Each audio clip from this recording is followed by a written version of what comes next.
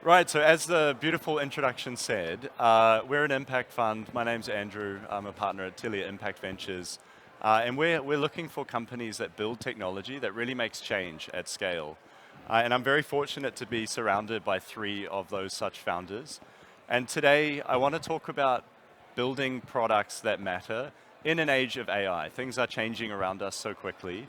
And there's a lot of fear about something you design today, how will that work tomorrow? And I want to explore that with each of these founders. So they're each tackling quite a big impact problem. So I'm joined by Pavlo, who is tackling education, how to educate children, especially in the area of math. With Andriy, he's tackling misinformation and disinformation, both with state and also in the private sector. And finally, Tomas, who's working with wildlife preservation. And I'm going to let each of them say a little bit about their companies. I'm doing this panel slightly different to the norm. So first, I'm going to let each of them do a presentation so you get a flavor for the company. And then we're going to have a short panel discussion around product design and what does it mean to actually build these products, the challenges, the impact, and just to really get a feel for their journey. So I think without any further ado, and I don't know how to change the slides here, but Tomas is now going to give you a short presentation.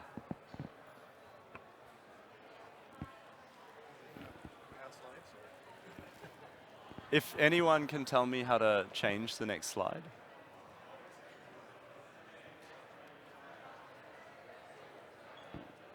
Maybe there is some facial recognition, just like Did gestures. this work?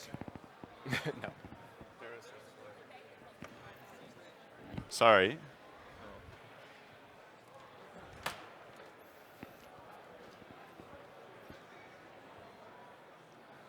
Does this work?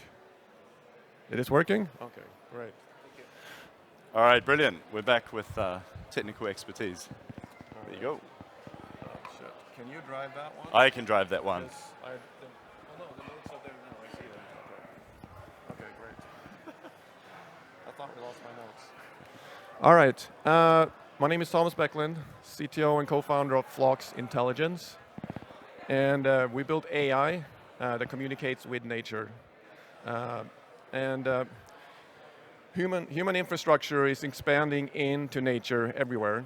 Airport, railways, freeways, energy sites, all over the place. And animals move through these places like normal.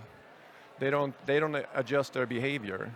And our infrastructure does not understand how they do, and they can't talk to them. And the result of this is a conflict between human systems and nature systems, and we're trying to solve that. So this creates a very real infrastructure problem. Animals on runways, animals on railways, animals on highways, and today's response is very manual. We try to maybe scare them away.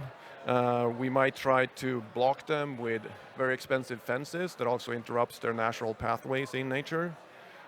Or, in worst case, we respond after the fact when an accident has happened. And what is missing here is embedded intelligence in nature that actually can react in time. So what have we done? Yeah, we built this system you guys see here. I can hold it up. Hold up. And we call it Edge. And it's intelligence that's embedded in nature. And what it does, it's observe nature using camera and sensors, runs AI locally on the device, and then understands what species it sees and what they are doing. And when necessary, let's say you want to keep them away from infrastructure, the unit will respond and play an acoustic signal that they understand and they can react to. And all of this stuff happens locally. We have to operate in extreme conditions and on battery, 24/7, almost 365 days a year. And these units will then observe, decide what to do, and then they will actually do the thing they're supposed to do. And when you deploy a lot of these systems across infrastructure, they form a distributed sensing and response layer across nature. So Yes, it's challenging to build this device, and anybody who builds hardware knows this. Hardware is still hard, and it's still hard. We might solve it soon, but right now it is very hard. But what's really challenging for us and for companies like us is to actually build millions of these and deploy these out in nature. And nature is very unforgiving, limited connectivity, and they still have to observe and decide what to do in this environment. And there's an environment, some nature, which always is adapting as well and evolving. So our units can not only act in nature, they actually have to learn and get better over time. And in many ways, we think this is a new category of AI that actually operates and lives in nature, not just digitally. And since we deployed our first system a long time ago now in 2021, we have safely deterred 60,000 animals from airports to reduce bird strikes, railways to reduce animal collisions. And we do that by gently guiding them with these acoustic signals, which they're familiar with. And it could be their own alarm calls, and sometimes it could be predatory calls, or human voice as well. And all this is a really strong signal that we're building something that will enable infrastructure to actually respond to nature in real time. So if we get this right, the impact actually goes far beyond just deterring. We will create a new layer of intelligence that's embedded in the natural world. Infrastructure that can observe, understand, and safely interact with nature. And it's a world where human systems and natural systems can finally coexist at scale. And we like to call this new technology for nature intelligence. Thank you. Thank you, Tomas. Okay, so from talking with animals to talking with trolls online, we're going to hear from Andriy. Yeah, hi everyone. Apologies for my voice. It appears I'm more resilient to disinformation than I am to cold. So, but as Andrew said, we are dealing with the information operations and disinformation. And I think that I don't need to convince everyone that information operations, disinformation is a problem. I think that's generally understood. The world economy is losing around 78 billion due to them. And it's a #1 problem in actually in the World Economic Forum. But I think we still don't understand the full impact and the full scope of the disinformation as it is right now. So I brought 2 cases instead of doing the definition. First case happened during the elections in Czech Republic, and what happened, we've seen hundreds of cases back then, but this one was particularly interesting incident. We had 210 paid ads launched in 48 hours, displaying the content of a candidate in the handcuffs. And then those ads would lead you to the reputable websites like BBC and the others, having articles about the arrest of the political candidate, which then later on you can read, but then you would understand that this is not a real website, it's actually a replica that is geo-clocked, so you cannot access it from outside the country, so only for the target audience can access it.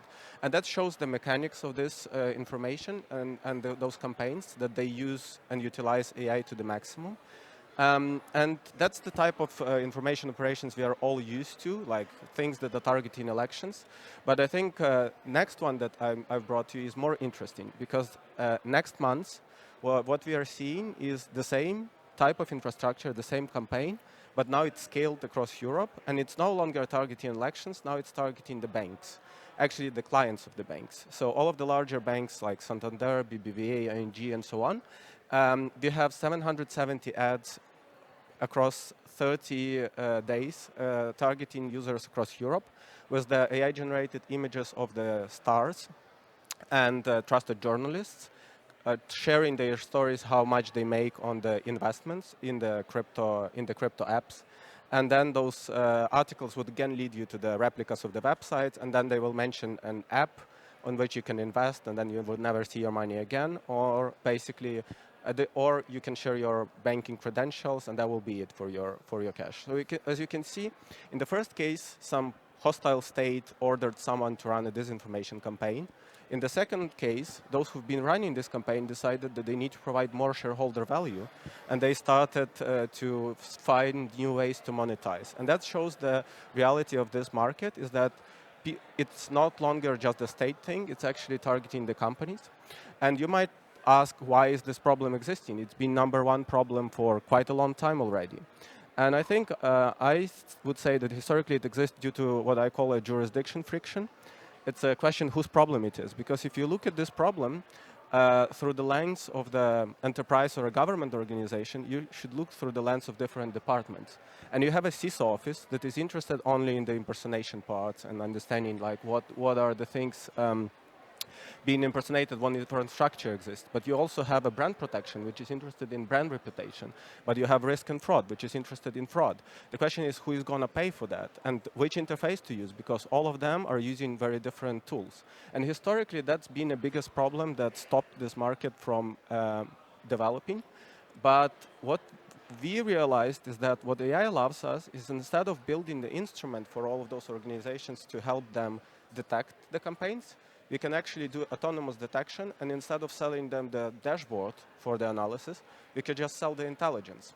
And if you sell the intelligence, you can integrate this intelligence in any instrument that you use. So what we are doing at Lost Data, we are having autonomous monitoring 24/7 of the key social media platforms, and then we integrate alerts on the early signals of information campaigns, like the one that you can see here, for example, on the scam campaign targeting a bank, into any system that they use, allowing them seamless response.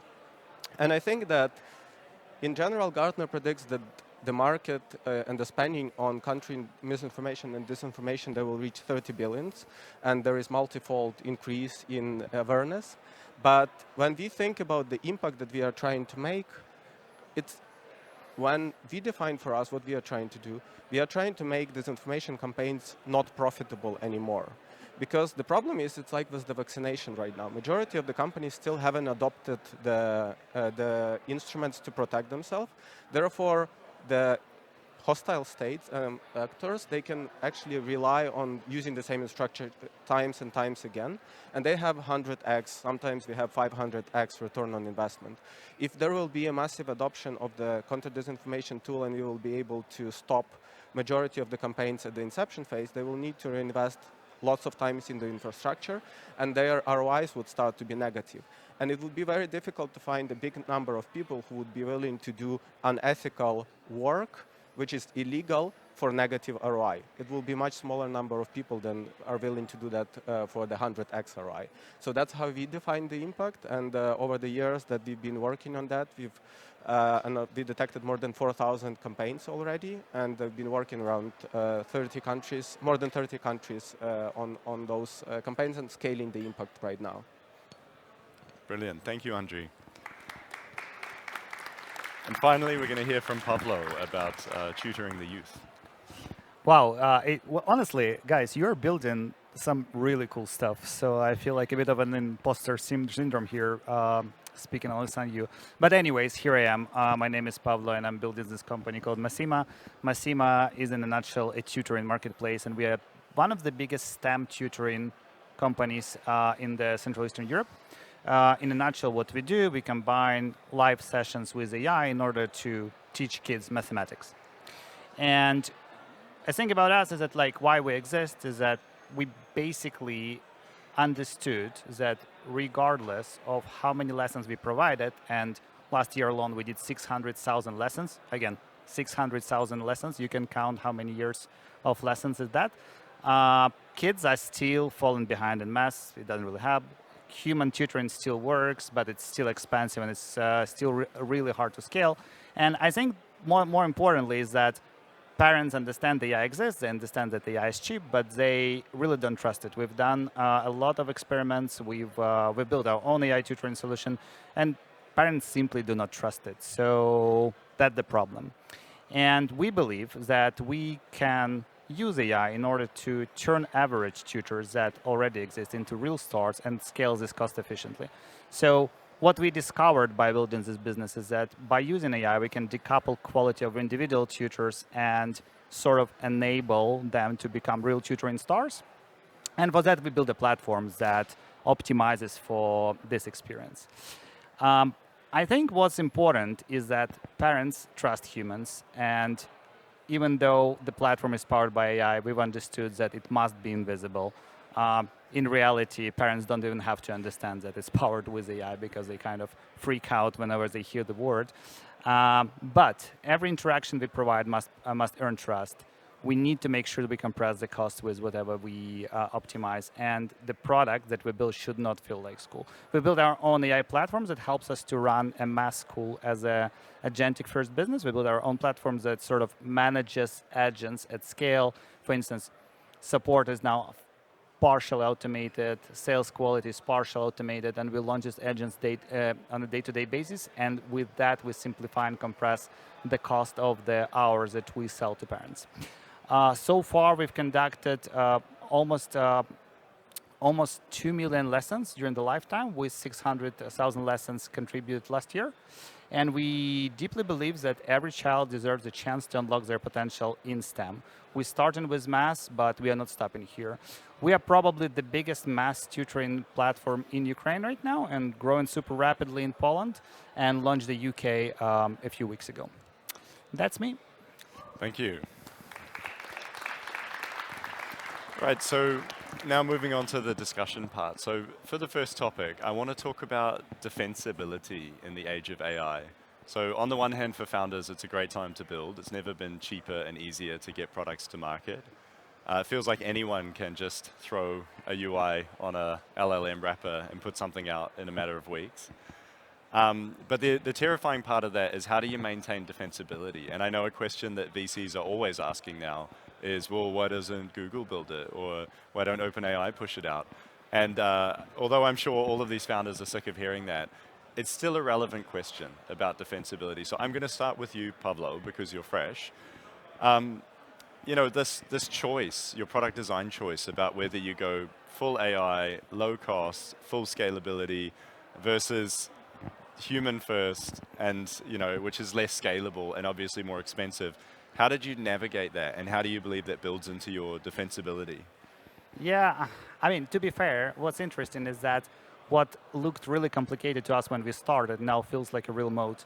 Because obviously we now manage, like last month alone, we paid out to 1,500 tutors, which is an insane amount of people who rely on us with their income.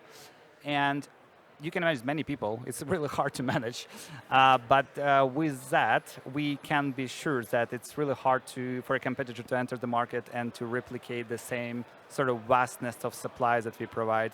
So the way we think about it really is that software, in our case, is definitely not a moat anymore. I remember when I was at Preply. Preply is one of the largest language tutoring marketplaces. We had two teams that was just building marketplace pages. Last week, we decided to launch our own marketplace, and our engineer built it in like 3 hours. Like next day, it was in production, and it already worked. So good luck building your defensibility around building software, unless the software is defined by really specific use case or workflow, or powered with data that you understand. It's just like useless. I mean, maybe useless is a bit of a strong word, but it's going to be really hard to sell. As a company, we've also pretty much completely stopped to procure software, just because it's so easy for us to build the workflows that we actually need to be automated. Wow. And again, recently we've just had to figure out, like we have 50 salespeople, and these salespeople, they do calls all the time, and we need to analyze quality at scale. Normally you would buy Gong or like any other big software that would kind of sell you 100 seats at like $500,000 a year retainer, and now we kind of can build it in a day. I mean, and it works in production. So I think that unless there's something real behind your product, either unique data or a unique workflow or a unique understanding of the problem or unique supply, as it is in our case, you're cooked. In our case, we see the mode as supply, because obviously it's just hard to replicate. Then it's obviously a brand. We are heavily invested into brand because we believe that that's going to pay us in the long term, and it's distribution. We've been focusing on paid acquisition from day one. Reason being, we didn't have a privilege to have SEO assets from the get-go. We figured that out, and that's now a competitive advantage because any person here in the room could just go on Claude now and build a complete copy now of our website. But good luck distributing it. Good luck making tutors trust you. Good luck doing operations around it. Good answer. So Thomas, I'll move to you.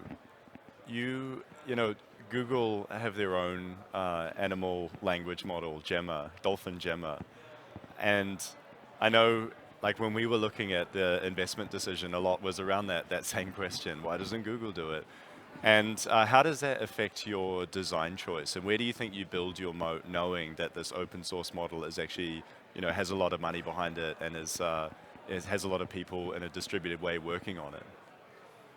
Yeah, I mean, it comes down to, like, we like to think of ourselves as an interface between the digital and the physical world, and an open source model cannot be that interface, right? You need the physical aspect of it, and do we build it ourselves? Yeah, currently we do. There's nothing like this on the market, so we have to build it. But we're looking to partner up and use our software as an SDK on other hardwares as well. But I think for us, it's a benefit that actually this research is happening because we're leveraging it ourselves. And the problem right now is you cannot yet deploy a functional LLM like that on a device like this in nature, right? The memory footprint's too hard and it's too large. But when you can, we have distribution and we'll have millions of these, so we'll be ready. So I'm happy that they're doing that research for us. Yeah, you chose quite a complicated market, though, to do both the hardware and the software in a completely novel space. I mean, in the long run, is your defensibility a hardware one or a software one? No, I think it's just a matter of how many units, and our units and other units can we have deployed, and then it becomes a data play, I think. Because in order to do this at scale, it will require millions of units, if not even more than that. So we're just pushing really hard to continue to lead the market because we're kind of the only player right now, knowing that people will follow. But yeah, it's amazing. I mean, just to follow up on what he said with AI and building software right now, we can execute so fast on that. And on the hardware side, we're all seeing benefits daily as well. So it's just a matter of positioning yourself and then run real fast. And Andriy, the tools that you're using can also be used for nefarious purposes, and it sometimes feels like you're in a bit of an arms race against your opponents. I mean, how does this affect your design, product design? Yeah, I would say that, I mean, indeed, the players who are building this information at scale, they apply the AI day one. And the more accessible the instruments are, the more you can see. Like, for example, a year ago, we had rollout of wide access to the text generation models. And last year, we had 10x increase in the text generated for the malicious purposes. This year, we have a 10x increase in the video and the images because the models were rolled out. So as a defender, you should use the latest technology as well and you should use the agentic approaches because otherwise it's impossible for you to catch up. But I think that on the defender side, we have a bit of an advantage right now because the techniques for those who are creating this information, they haven't changed. It's just they can do it faster and at a larger scale. But previously, when you were defending against information operations and disinformation, it was very difficult to analyze across multiple platforms like TikTok and Telegram. They are very different. And you couldn't just analyze them together, as well as languages. They were difficult. Nowadays, with large language models and with the data sets that we acquired over the years, with understanding the techniques, we can see cross languages and cross platforms. So the core of the IP and the core of the defensibility comes in the data that you accumulated over the time and in the intelligence that you have that you can later use to train and fine-tune the existing models because that's the core of the idea and that's something that is very hard to replicate in a few days. Okay, so topic number 2 that I wanted to talk about is, again, around product design, and it's capturing the value that you create. And I think something that's unique to each of you is you're addressing, there's a kind of positive externality associated with each of your services. So Thomas, in your case, you're helping animals. I don't think the animals have a lot of budget to pay for your services. Andriy, you're protecting people in a preventative way where they don't even see the cost that you avoided them incurring. And Pavlo, educating people, especially in math when they're younger, creates so many downstream prosperous effects for the whole of society. So the question is, how do you capture the value that you're creating when you're creating these positive externalities? Maybe Tomas, I'll start with you. Well, I think you can't just do it for the good of it. So you'll actually have to find a use case, a business use case, which we have found. Airports are willing to pay a lot of money to solve these problems. Railways, the same thing. Trucks, very similar. So any type of infrastructure actually are willing to pay for it. So the good becomes part of your business plan if you actually can find the right. You need to be able to identify a way to make money. Otherwise, you're not going to be able to pull it off. And we have found a lot of different avenues for that. So. Yeah. Okay, Andriy? I would say that in our space, as well as in security in general, the people are not used to paying for the security. There is B2C market is close to non-existing.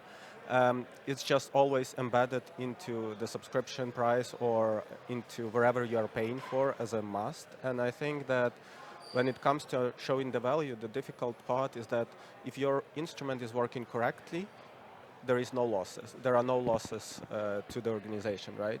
So if your instrument is working incorrectly, there are losses, but there are no gains as well. But what we realized is that it's not obvious for the decision makers. So what we are started doing is we keep track of all of the campaigns that we identified and helped stop.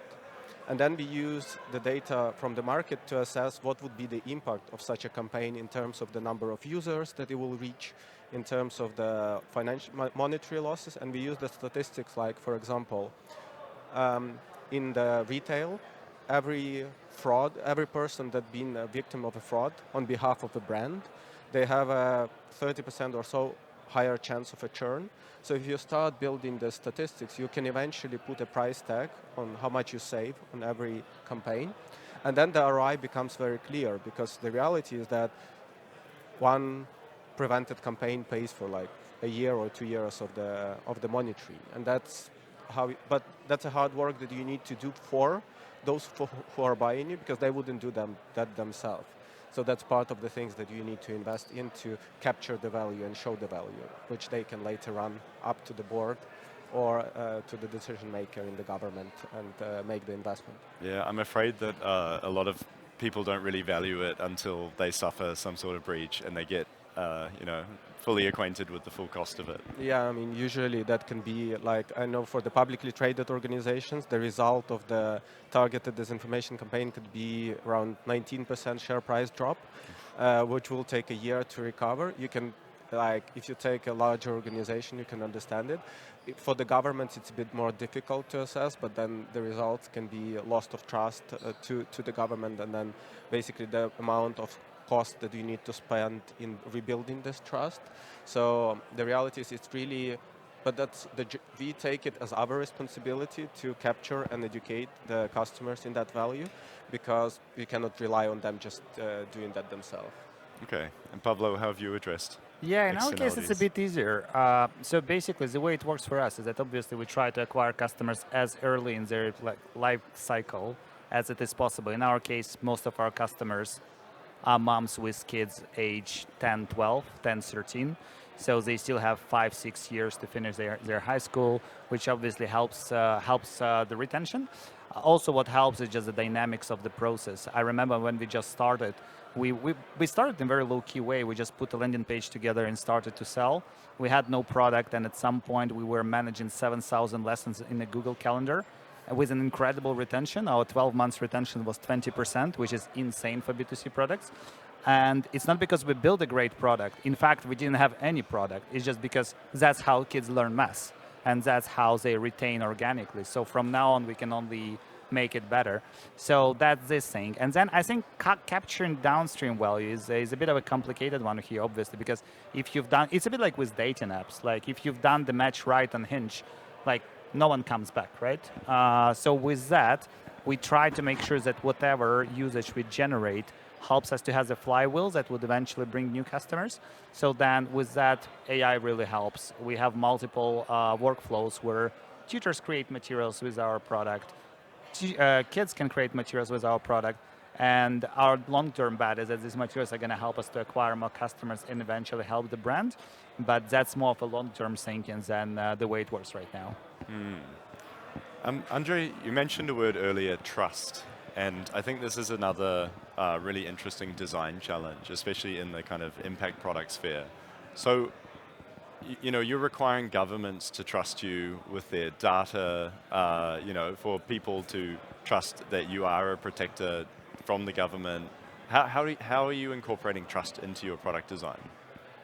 Yeah, that's a difficult one. I think when we were starting, the amount of times we had to argue what is disinformation and what is not disinformation, it's insane. I think that the only way to have a real trust is actually have a definition which would be very data-driven and objective. So the things that we are aiming to capture are usually impersonations, signals of coordinated behavior, synthetic identities, so the things that are objective, the things that you can prove with the data that they are happening, and that's like, for example, the accounts, they cannot, like the real human cannot post 60 times per second. That's an objective fact. And then once you start relying on this data, it's very important that in all of your interfaces, you have like the confidence score, you have all of the data. We always have the data set attached, like showing which exactly publications were involved. And over time, that builds the trust because they can always rely and verify themselves. But this is a very sensitive space because there are lots of products that are based on a very noisy signals, like for example, sentiment analysis, and they would call disinformation anything that is negative. And that is a very slippery road because then it's suddenly becoming like, from whose point of view are we talking? And then in this space, it's very easy to lose the trust. So that's why we tend to rely on the objective indicators and be mostly in the infrastructure space, like the things that you can verify. If I just elaborate on that, when I was at Wise, I remember we were kind of banned. I was a PM at Wise at some point, and we were kind of banned to use trust as a reason of why customers don't do something. The reason is because, I mean, not officially banned, but as in like on the product level, it was a bit of a bad vibe to use this word, because trust is not a Forbes logo on your website. It's not like a COS2 like certification that you have on your websites. Trust is how products delivers on its promise ultimately. And if you can build a product that delivers on the promise and you have customers' words to prove for that, that's great. And in our case, for instance, what's interesting is that there is a direct correlation between trust and customers that convert by themselves. So obviously we sell to moms. Our average transaction size is 500 US in Poland, which is a relatively big check when you just pay with a card. And like we know that if a mom trusts us, she just goes on a self-service checkout and pays for the service. If she doesn't, she expects a salesperson to call her back. So there's a direct correlation between how customers trust you and how likely they are to make a transaction. But it's quite an interesting trust challenge for you because it's the parents that need to trust you, but it's the students who are actually using your service. I mean, how have you approached this in your like product design, but also in your marketing? Yeah, the way we don't talk about like irrational attributes. We talk about irrational attributes to parents. Like whenever I don't have kids, so I have very little empathy for moms. Really, I really don't know them, and I had to build this empathy to sort of understand what they need. Like I'm spending countless hours on calls with moms to understand like what their lives are. And what I discovered is that moms of younger kids, they think about their days in schedules. Like really, they're like, okay, from 5 to 6, my kid takes a swimming class. From 6 to 7, a dad picks up a kid from a school or whatever. And like it's in blocks. And when they hire a solution like us, they obviously care about their kids to excel in mathematics, etc. But most of all, they care about their day being structured. And when we failed on delivering on continuation of their education, let's say a lesson gets rescheduled, a tutor leaves the platform, whatever, it creates so much hassle for moms. So we kind of, instead of being loud and saying, hey, that's what we do, that's how cool we are, we're like, well, we promise you, you're going to have a stable schedule with us. We kind of talk their rational attributes that resonate with them. Okay. And Thomas, I also think you have a tough trust problem, which is your buyer, especially in the agricultural sense, farmers are just notoriously hard to sell to. I've experienced that in a former life as well. So how do you overcome that kind of trust issue? I think it's a little bit of a chicken and an egg for startups, and everybody has to figure it out. What we did was we built the prototype as quickly as possible, and then aligned us with partners that have trust, like the traffic and safety government agency in Sweden. We tested out our products with them on roads to keep animals away. We worked with Swedavia, which is kind of like a company that owns all the airports in Sweden. So we started a partnership with them. A lot of this stuff was probably for free. We've got paid a little bit, but associating with them and then building trust with them then gave us more trust when we went to talk to a farmer, for example, because then we could say, well, we work with the traffic and safety government agency. And then right away, you actually have some trust. And I think as a startup, it's really hard, but I think it helps to find partners to establish that trust early, because yes, it's just you and a couple of guys inventing something and you want to start selling it, and the trust level is going to be pretty low. So it could help to find a partner on that journey, I think. Yeah, 100%. I actually believe that the best thing that big corporates can do for the innovation ecosystem is not to start a CVC, but just to take a bet on being a customer of a startup, because again, it starts this whole trust cycle. If I may add to that, I think that in security especially, the trust is a big thing, and then there are lots of partnerships you can enter with the larger players. Like, for example, we over years been investing into relations with Google, and when we enter the conversation with a certain corporate, and we are a startup, but we are integrated with the Google key systems, for them it's a signal like, okay, so the Google trusted those guys, so probably they know what they are doing. And this trust sharing is a lot. So, I mean, it shouldn't always be as hard as integrating the system, but sometimes it's just doing a joint research paper, sharing some data, and I know, speaking on the stage together. All of those things, they create this transfer of trust from one brand to another. And for you as a startup, I think it's very important at the early stages, especially in the sensitive areas, to stand in line with those who already have a trust in what you are trying to build. I think also as a B2C company, you could also think about where these customers of yours hang out, and make sure that you don't come across as a random site from the internet that has no brand, no identity, no whatsoever, and sort of be present in their daily lives. Like, for instance, for us, a big boost was partnering with one of the large Ukrainian banks that started to offer us as a service they would provide a cashback on. It's not a massive source of traffic. It does bring us traffic. It's not a massive source, but it really gives this kind of positive reinforcement in customer eyes. Oh, these dudes are legit. Like, if this bank is telling, like, we can buy through them, probably we can. So think about these avenues where your customers hang out. Okay. And the last topic is, I want to talk about being mission-driven in a commercial world. So you all have a very clear mission, and I fully believe in your intentions around realizing that at scale, but it's not always a straight line to getting there. I mean, the classic example is Tesla, where they started off selling cars to rich people, and they were very expensive. And that was in order to build the platform upon which they could then do the high volume, low cost, and kind of bring electrification to everybody. So it's not always a straight line from impact. And I guess in each of your experiences, have you experienced this tension between trying to fulfill the mission for which you started the company and trying to succeed commercially?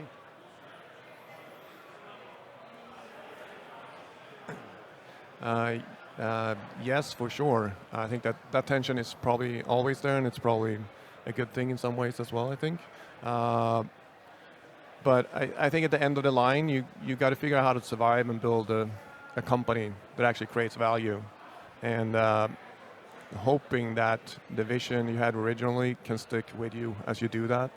But I don't think you're not doing anybody any good if you can't build that value and keep the company going. So I think you have to lean into the commercial side and then bring the other thing with you as you scale up, because you're not going to be able to reach that ultimate goal unless you're still alive and selling products. Completely agree.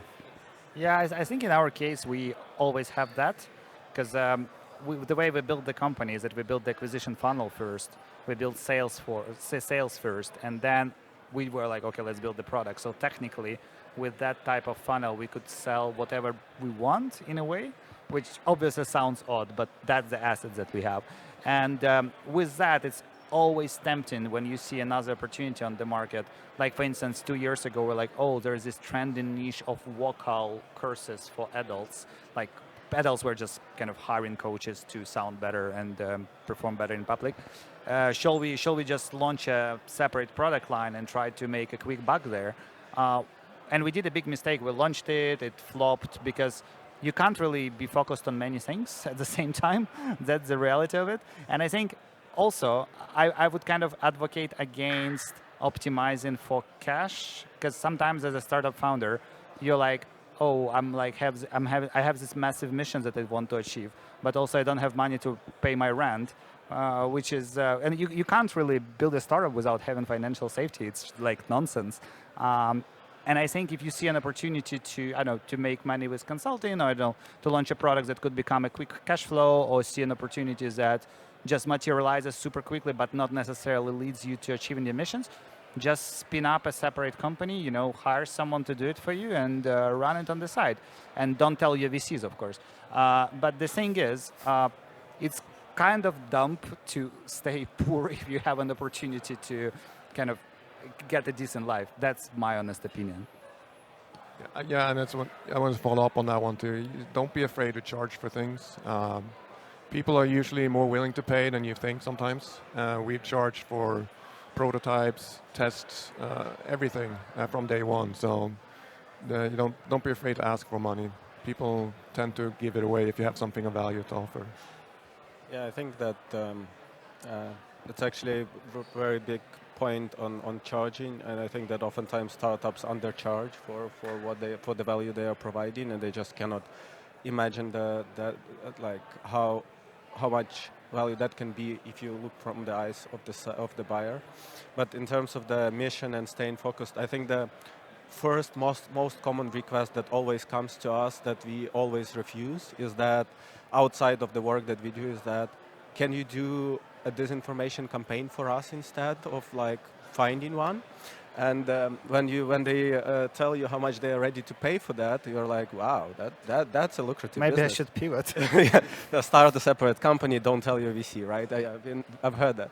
But the jokes aside, it will be a very difficult life to wake up every morning and have a founder problem fit check was doing something like that.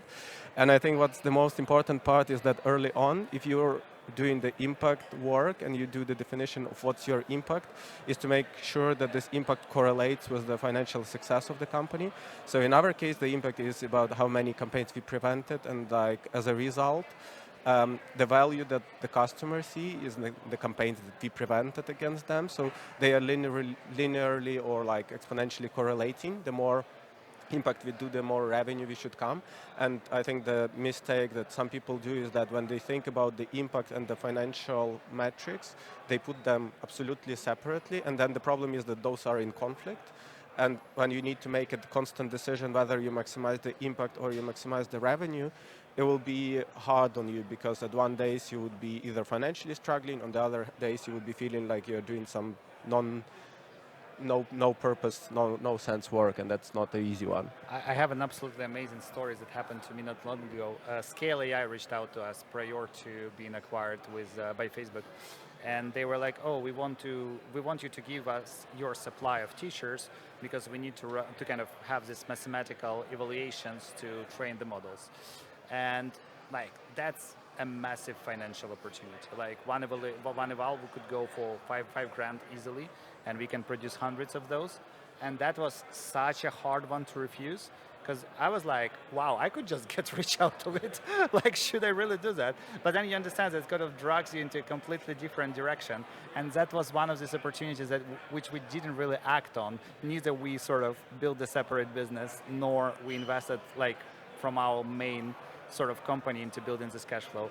But that's a hard one, and I think it's also how much you believe that you're on the right track, because you can't really earn everything, and especially as your business is growing, you will see more and more opportunities because your brand is becoming more recognizable. People know you, they reach out to you for advice, they reach out for you for help, etc. So opportunities naturally come to you, and just separating good opportunities from bad opportunities, opportunities that lead you towards wherever you want to become as an individual, not necessarily as a company owner, is really problematic. And personally, it takes a lot of my mental space. I can imagine that would have been a pretty hard no, especially because I don't know if you know, but Pavlo is bootstrapped. Bootstrapped his way to 4 million euros of revenue, so extremely impressive, but bootstrapping is hard. Self-financing all of your growth, and I can imagine be pretty attractive to take such a thing. Okay, we're coming towards the end of our time, so I wanted to ask some quick fire questions. Not so much about you, but about your view on the market. So, I mean, building a product has changed so much in the last 3 years, almost in a way that I don't think I would have suspected when ChatGPT first came out to what you're able to do with AI now. Do you have a view on what it will look like to build a product in 3 further years' time? What will be different? What will be the same? I mean, you still need an idea and you still need agency to act on that idea. But I think one person can do a lot more. And I think physical AI and the actual physical space of building products in the physical space, it's going to have a big revolution in the next couple of years. It's lagging a little bit behind it because of the technology, and robotics is taking a little bit longer than we thought, but it's still moving super fast. So I think there's a future where our kids will be able to build their own toys, and I mean it's going to be amazing. I think there's always like this space of foundational problems that exist, and that's where you could actually make money. And I think that obviously the ways of building are going to change, but the problems will most likely, I mean, some of them will change, but a lot of them will remain the same. And I think the biggest opportunities really lay down in the space of old problems that have been somehow solved by someone in the past, but could be just solved better. And that's where the real opportunity exists. So just echoing on what you've said, but from the different stance. Yeah, I think definitely agree here. I would just say that maybe one or more thing is that the way we interact with product changes a lot. I think we will see much more invisible products because like building the feature, building the interfaces, it's very easy. The reality is lots of interactions are becoming through some agent, through some proxy, and we will have the whole space of the products that you wouldn't just see, and that will be embedded into that ecosystem. And I think that even more important is what value your product provides, and what unique advantages you have when you started it, like what unique data you have, what unique network effects the product creates, because I think the features and the interfaces are no longer differentiators, and in 3 years they're definitely not going to become one. They're just so hard to build. Like good interfaces now are just so hard to build, and I think it's also clear that with like engineers' output being so huge, it's just becoming extremely hard to design great experience around that. Yeah, I actually think I mean I have a contrarian thought maybe around UX. I think UX will kind of go away, to be honest, because the information you want is going to come to you where you are. And if it's your agent, then goes and picks it up and delivers it to you the way you like to read it or view it. I think for a product company like us, we are already starting to think about that. How can we let agents get the information they need to present this information in the way you want it? Because let's say you're a wildlife manager at Denver Airport, you might have a specific need when it comes to viewing that data. Like how do you want it to be formatted, when do you want to see it, what time of the day? And we might not have to build that interface because your own agent will build it for you. And I think that's quickly happening now. And I think UX, the way we think about it, it's drastically going to change. So we're coming to the end of our time, and just one closing remark, because I like to always leave on something optimistic and positive and future-looking. So, we've speculated what the future will look like. We've talked about your experiences. With that in mind, what would be some advice that you would have for someone sitting in the audience now as a founder, starting out, trying to build an impactful product? Pavlo? Yeah, I think it's probably a cheesy one, but try to follow your natural curiosity. Because I think it's so easy to follow the hype and build another whatever multi-agent platform to do agents for agents that interact with agents with AI. That it just like, and if you have no interest in that, like for real, then when you're gonna build the business, the shit will eventually hit the fan, and eventually it's gonna become really hard, and eventually you're gonna be like facing a really big existential crisis, especially for those who are a bit more advanced in their careers. You would be like, why am I spending time on this? And I think you should always have this kind of very strong why behind what you're building, and you should have a personal attachment to the problem that you're building. To me, personally, I did math studies when I was in school in Ukraine, and it's given me a massive advantage, which I want to share with more kids, and that keeps me going. I think if I didn't have that, I would have abandoned this business a million times. Yeah, I would say that I definitely agree here with Pavlo, and I think I always think of this problem as what I call a founder problem fit. Like there is a product market fit, and you would be searching for it, and it's never been. We've been searching for it quite some time. It depends how what's your starting point.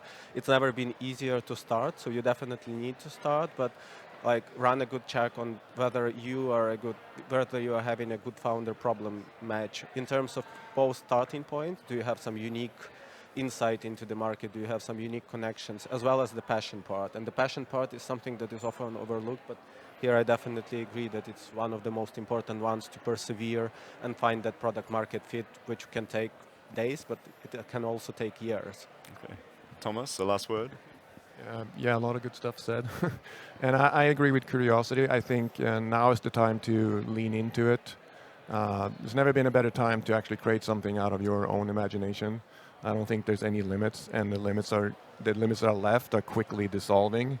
So it all comes down to, do you have agency, and do you want to do this? Then go ahead and do it.